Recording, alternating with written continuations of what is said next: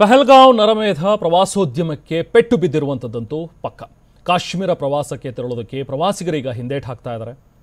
ಪ್ರವಾಸದ ಬುಕಿಂಗ್ಗಳು ಕ್ಯಾನ್ಸಲ್ ಆಗ್ತಾ ಇವೆ.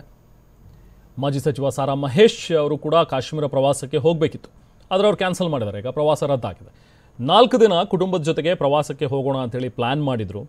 ಹೋಟೆಲ್ ಕನ್ಫರ್ಮೇಷನು ಆಗಿತ್ತು, ಫ್ಲೈಟ್ ಕನ್ಫರ್ಮೇಷನ್ ಆಗಿತ್ತು, ಇನ್ನೇನು 4 ದಿನ ಕುಟುಂಬದ ಜೊತೆಗೆ ಹೋಗಬೇಕಿತ್ತು. ಆದರೆ ಅದನ್ನು ಬ್ರೇಕ್ ಮಾಡಿದ್ದಾರೆ ಸಾರಾ ಮಹೇಶ್ ಅವರು.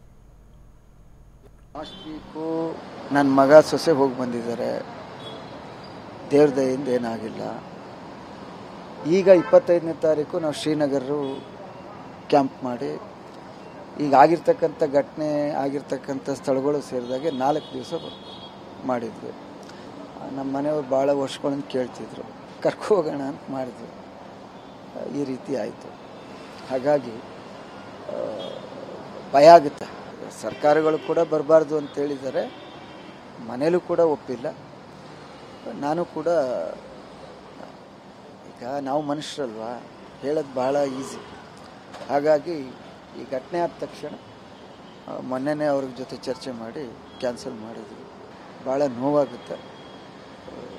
ಈಗ ಜಮ್ಮು ಕಾಶ್ಮೀರದ ಸರ್ಕಾರನೇ ಕೂಡ ಬಂದು ನಿಮ್ಮ ಜೊತೆಲಿ ಇರ್ತೀವಿ, ಬನ್ನಿ ಟ್ರಿಪ್ ಮಾಡಿ ಅಂದರೂ ಕೂಡ ಹೋಗುವಂಥ ಪರಿಸ್ಥಿತಿನಲ್ಲಿ